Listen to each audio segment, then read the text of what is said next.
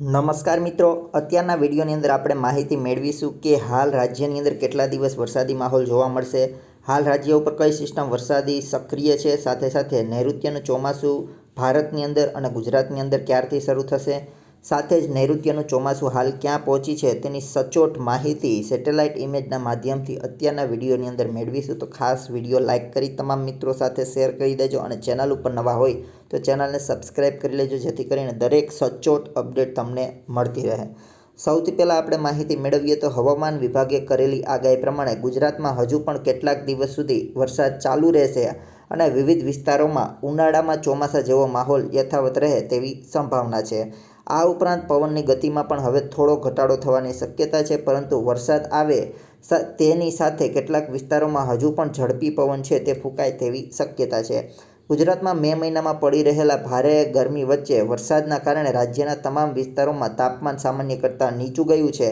ત્યારે આઈએમડી એટલે કે ભારતીય હવામાન વિભાગ દ્વારા જણાવ્યા પ્રમાણે તારીખ 9 અને 10 મે એટલે આજે તારીખ 10 મેના રોજ પણ ગુજરાતના તમામ જિલ્લાઓમાં છૂટાછવાયા વરસાદની આગાહી કરવામાં આવી છે. હવામાન વિભાગના જણાવ્યા પ્રમાણે 10 મેના રોજ ગુજરાતના તમામ જિલ્લાઓમાં છૂટાછવાયા વરસાદની આગાહી છે, એટલે રાજ્યના ઘણા વિસ્તારોમાં હજુ પણ વરસાદ જોવા મળી શકે છે.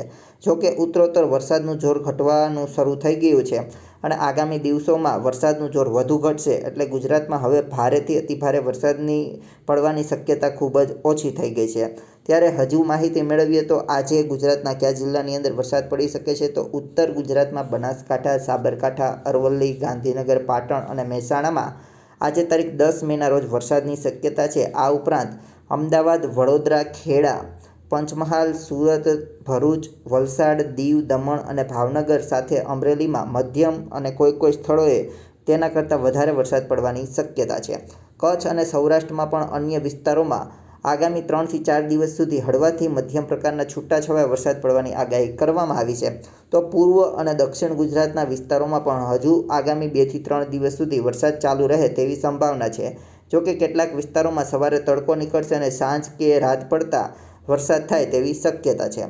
ગુજરાતમાં આજથી વરસાદનું જોર ઘટશે અને તેનું પ્રમાણ ઘટવાનું શરૂ થશે, પરંતુ રાજ્યમાં વરસાદ સાવ બંધ નહીં થાય. હવામાન વિભાગની આગાહી પ્રમાણે હજુ પણ 4-5 દિવસ સુધી વરસાદ પડી શકે છે. હવામાન વિભાગે આપેલી માહિતી પ્રમાણે 13 મે સુધી છૂટાછવાયાથી હળવાથી મધ્યમ વરસાદ પડવાની શક્યતા છે. ત્યારે 10 મે બાદ વરસાદનું જોર ખૂબ જ ઓછું થશે. કેટલાક વિસ્તારોમાં વરસાદ સંપૂર્ણ બંધ થઈ જશે. જોકે થોડા વિસ્તારો એવા પણ હશે જેમાં 13 મે સુધી વરસાદ છે તે ચાલુ રહેવાની શક્યતા છે. 10 મેથી વરસાદી ગતિવિધિમાં ઘટાડો થવાની શરૂઆત છે તે થઈ જશે. તેના આગળના 48 કલાકોમાં વરસાદ ખૂબ ઓછો થઈ જશે અને 11 અને 12 મેના રોજ વરસાદ ખૂબ જ ઓછો થશે અને માત્ર થોડા જ વિસ્તારોમાં હળવો વરસાદ નોંધાય તેવી શક્યતા છે.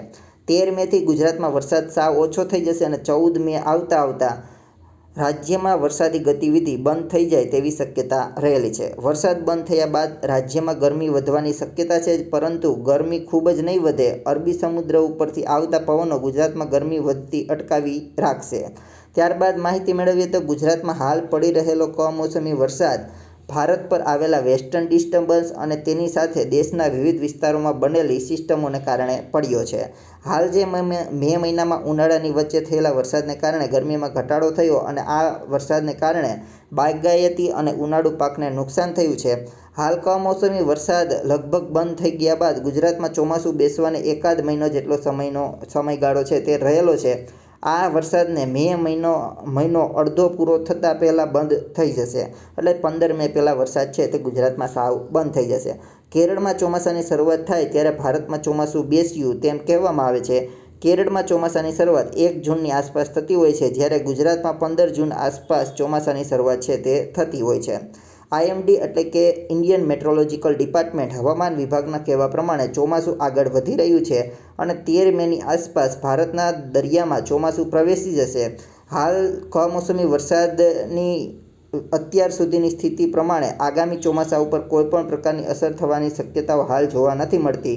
હવામાન વિભાગના કહેવા પ્રમાણે ચોમાસું આગળ વધી રહ્યું છે અને 13 મેની આસપાસ ભારતના દરિયામાં પ્રવેશ કરી જશે, એટલે કે નિકોબાર ટાપુ અને દક્ષિણ બંગાળની ખાડીમાં ચોમાસું આવી જશે. હાલની સ્થિતિ પ્રમાણે ચોમાસું તેના નિર્ધારિત સમય પ્રમાણે છે તે આગળ વધી રહ્યું છે. જો કોઈ પરિવર્તન ન થાય તો 13 મેના રોજ ભારતના દરિયામાં ચોમાસું આવી જશે એટલે હાલમાં આ કમોસમી વરસાદની આગામી ચોમાસા ઉપર કોઈપણ પ્રકારની અસર થવાની નથી. હાલ હવે આપણે નૈઋત્યનું ચોમાસું હાલ ક્યાં પહોંચ્યું છે, ગુજરાતમાં કઈ રીતે આગળ વધશે તેની માહિતી પણ મેળવીએ. તો તમે અહીં જોઈ શકો છો સેટેલાઇટ ઇમેજ છે ભારતની. અહીં ભારતની સેટેલાઇટ ઇમેજમાં આ છે ગુજરાત, આ મધ્ય ભારત છે, આ બંગાળની ખાડી અહીં તમે જોઈ શકો છો, આ અરબી સમુદ્ર જોઈ શકો છો, આ તમામ વિસ્તારો તમે જોઈ શકો છો. આ શ્રીલંકાનો ભાગ અને દક્ષિણ ભારતનો ભાગ અને આ અંદમાન નિકોબાર ટાપુ. હાલ તમે જોઈ શકો છો આ છે ભૂમધ્ય રેખા. આ ભૂમધ્ય રેખા એટલે વિષુવવૃત્ત. આ વિષુવવૃત્તને પાર કરી અને ચોમાસું છે તે ભારતમાં પ્રવેશ કરતું હોય છે. તો હાલ તમે જે ચોમાસાના વાદળો જોઈ શકો છો તે ચોમાસાના વાદળો વિષુવવૃત્તથી નીચેના ભાગ તરફ છે. એટલે હાલ તમને કોઈ કહેતું હોય કે ચોમાસું છે તે વિષુવવૃત્ત પાર કરી એટલે કે ભૂમધ્ય સમુદ્ર પાર કરી અને આ બાજુ આવી ગયું, તો હાલ છે તે તદ્દન ખોટું જ છે. કેમ કે હાલ આ ઇમેજ છે તમે જોઈ શકો છો અડધી કલાક પહેલાં 10/5/2025 અને 22 પહેલાં લીધેલી ઇમેજ છે. એટલે હાલ જો તમે આ જોઈ શકો છો આ ભૂમધ્ય લાઇન છે એટલે કે ભૂમધ્ય સાગર વિષુવવૃત્ત છે, તેને પાર કરી અને ચોમાસું 13 મે આજુબાજુ પહોંચે તેવી શક્યતા છે. હાલ જે તમે ચોમાસું જોઈ શકો છો આ એક્ટિવ ચોમાસું હાલ તમને અહીં જોવા મળી રહ્યું છે. અને આ અંદમાન નિકોબાર ટાપુ છે એટલે 13 તારીખ આજુબાજુ ચોમાસું છે તે આ ભૂમધ્ય રેખા પાર કરી અને ભારતના દરિયામાં પ્રવેશ કરે તેવી શક્યતા છે. અહીં તમને હું બીજી ઇમેજ પણ બતાવું જેથી વધારે તમને ખ્યાલ આવે. તો તમે આ જોઈ શકો છો આ લાઈન છે ભૂમધ્ય રેખા એટલે કે વિષુવવૃત્ત અને આ છે નૈઋત્યનું ચોમાસું. આ પાર કરી અને ચોમાસું છે તે 13 મે આજુબાજુ અંદમાન નિકોબાર ટાપુ અહીં તમે જોઈ શકો છો ત્યાં સુધી પહોંચશે. આ તમે જોઈ શકો છો આ લાઈન વિષુવવૃત્ત છે એટલે હાલ ચોમાસું વિષુવવૃત્તને પાર નથી કર્યું એટલે હાલ ચોમાસું ભારતથી ઘણું દૂર છે. 13 મે આજુબાજુ ચોમાસું પહોંચે તેવી શક્યતા છે. આ ઇમેજ પણ 33 પહેલાં જ લીધેલી છે. આ ગુજરાત છે, આ ભારત, દક્ષિણ ભારત, આ બંગાળની ખાડી, આ અરબી સમુદ્ર, આ હિન્દ મહાસાગર અને તમે હાલ ચોમાસું જોઈ શકો છો. ચોમાસું છે તે વિષુવવૃત્તથી નીચે તરફ રહેલું છે. અહીં હું તમને હજી આના સિવાયની ઇમેજ બતાવું તો આ ઇન્ફ્રારેડ ઇમેજ આ પણ અડધી કલાક પહેલાંની જ છે. અને તમે જોઈ શકો છો આ નૈઋત્યનું ચોમાસું છે, આ વિષુવવૃત્તની લાઈન છે.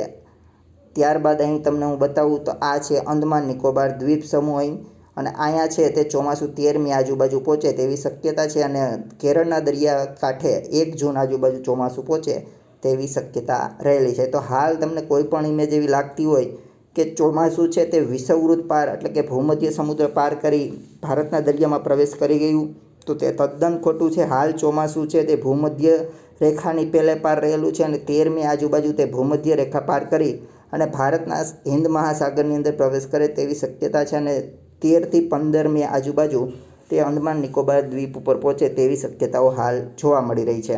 હાલ આ વિડીયોની અંદર એટલું જ. વધુ અપડેટ તમને અમારી યુટ્યુબ ચેનલ ઉપરથી ચોમાસાની દરેક અપડેટ મળતી રહેશે.